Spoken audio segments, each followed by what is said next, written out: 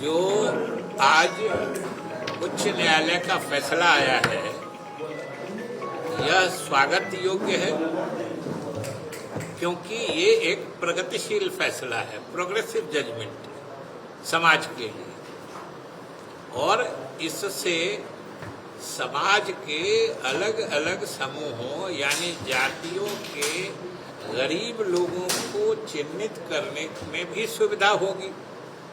और सबसे बड़ी बात है कि ये बिहार सरकार की नीति और नियत ये दोनों की जीत है। और दूसरी तरफ भाजपा के लोग कितना एक्सपोज हो रहे हैं सो देखिए कि कल तक जब न्यायालय ने जातीय गणना का काम रोक दिया था तो भाजपा के लोग कहते थे सरकार की नीयत साफ नहीं है इसलिए गड़बड़ हो रहा है।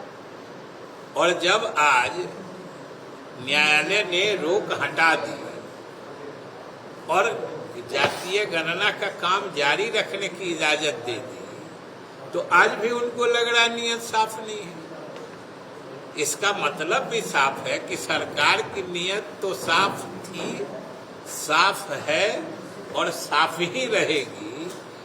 नीयत उनके नीयत में खोट है जो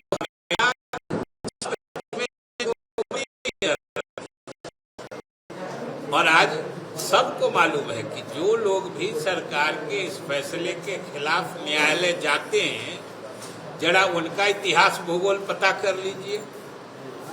ये सब काम न्यायालय में इस जातीय गणना में बाधा डालने की कोशिश के पीछे भाजपा का ही हाथ होता है। और इसमें कोई आश्चर्य नहीं है कि अगर यहाँ से सरकार की नीति की जीत हुई है तो भाजपा के लोग ही उच्चतम न्यायालय में भी चुनौती दें। लेकिन हम सरकार की तरफ से बिहार की जनता को आश्वस्त करना चाहते हैं कि जैसे सरकार के तरफ से मुस्तैदी से सारी बातों सारे तथ्यों को न्यायालय के सामने रख के जातीय गणना की इजाजत हमने न्यायालय से प्राप्त की है, उतने ही मुस्तैदी से अगर मामला उच्चतम न्यायालय में भी जाता है तो बिहार सरकार निश्चित रूप से वहां भी सारे तथ्यों को माननीय उच्चतम न्यायालय के सामने रखकर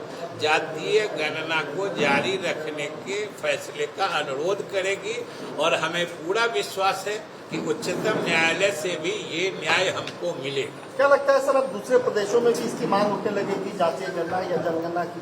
देखिए ये स्वाभाविक है, क्योंकि आप देख रहे थे कि इस बीच में ही जब बिहार सरकार ने फैसला किया था इस बीच में ही इस तरह की बातें दूसरे प्रदेशों से आने लगी थी। और कुछ मामले में तो दूसरे प्रदेश की सरकारों ने बिहार सरकार से संपर्क भी करने की कोशिश की थी, लेकिन जब तक मामला न्यायालय से साफ नहीं हो जाता तब तक तो बात स्पष्ट नहीं रहती है। इसलिए अब मामला साफ हो गया है।